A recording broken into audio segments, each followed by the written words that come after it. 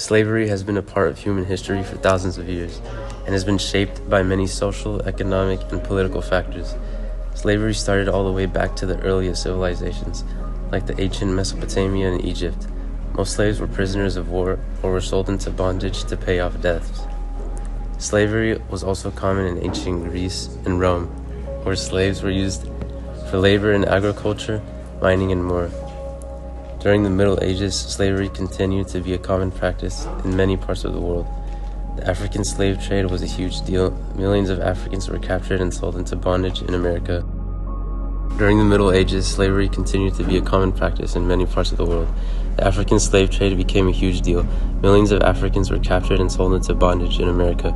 This all began in the 15th century, when European explorers began to establish colonies in the Americas and needed help to work on their plantations. The continuation of slave trade resulted to forced migration of countless Africans to North and South America. The abolition of slavery in the Americas was a long and difficult process that involved the economic pressures, political movements, and making wise decisions for proper conduct. In the United States, the issue of slavery was a major cause for the Civil War, which was fought from 1861 to 1865. After the war, the 13th Amendment to the U.S. Constitution was passed, which abolished slavery. The Underground Railroad began in the late 18th century. The process was operated on in secrecy, with conductors helping slaves escape to a safe place. Many people, both black and white, risked their lives to help enslaved people reach freedom. Harriet Tubman and Frederick Douglass played a huge role in the operation as abolitionists. The Underground Railroad was a network of secret routes and safe houses used by enslaved African Americans to escape freedom in the 19th century. Between 40,000 and 100,000 enslaved people were able to escape freedom through the Underground Railroad. In addition to the danger, those who helped the escaping slaves faced legal and social consequences if caught. Despite the risks, the Underground Railroad played a crucial role in the history of the United States, making it a huge focus of the abolition of slavery. Segregation in slavery was about the social and economic hierarchy that existed between whites and blacks. White slave owners were at the top of this hierarchy. They had all the privileges and benefits of their position, including the right to own and control other human beings. However, African slaves were at the bottom. They had no rights or freedoms. The segregation of slaves was enforced through several laws and social customs that separated blacks from whites. Slave owners feared that an educated slave would be more likely to rebel against their masters. As a result, most slaves didn't have the opportunity to learn to read or write. Segregation was an important part of the slave system. White people had power and privilege, including going against the basic rights and freedoms to African slaves.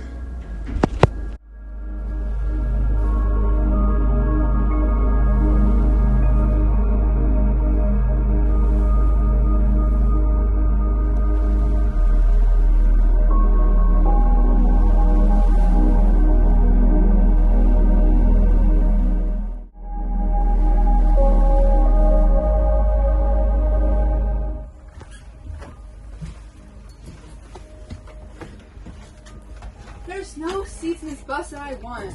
I want this seat. Move. I have the right to sit here. I'm not going to let a white woman tell me what to do or where to sit. This is insane. Can you guys believe this? I can't. Rosa Parks stood up for what she believed, or rather, sat down for what she believed.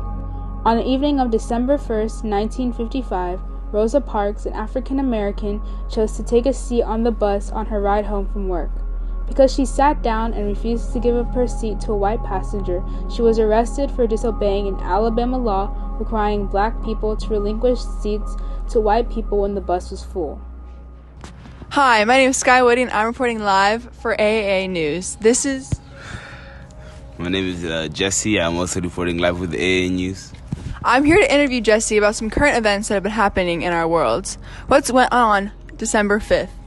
Well, my sister in Christ, Rosa Parks, was wrongfully imprisoned for sitting on a seat in a bus and breaking segregation laws. So what's happening to Rosa Parks right now? She is in jail, but we have just gotten word that she's been released on bail. So what is happening as, a protest or in recurrence of this event? Well, the black folk of the area have set up the Montgomery Improvement Association, being head by my other brother in Christ, Dr. Martin Luther King Jr. So there's bus boycotts. Yes, I will not ride the bus. You've heard it here, folks. If you want to stand with the people that have been wrongfully accused and wrongfully hurt, do not join the bus. In Montgomery, Alabama, the Montgomery bus boycott was a civil rights protest in which African Americans refused to ride public transportation because of the segregation seating on the buses. The bus boycott was organized by the Montgomery Improvement Association with Martin Luther King in charge. Martin Luther King focused on actions to reduce the problem of slavery and discrimination and inequality that African Americans face. King's leadership and activism had a great impact on the struggle for racial justice in the United States. The desegregation of the United States of America meant that there were no longer rules and laws separating white and black citizens. The Civil Rights Act of 1964 prohibits discrimination on the basis of race, color, religion, sex, or national origin. Provisions of this Civil Rights Act forbade discrimination on the basis of sex, as well as race in hiring, promoting, and even firing. Even though this act meant that there was no more segregation, it didn't mean that African Americans were treated fairly. There was and still is a lot of prejudice and racial hate in the country, but the Civil Rights Act was the first step in the progress of the nation.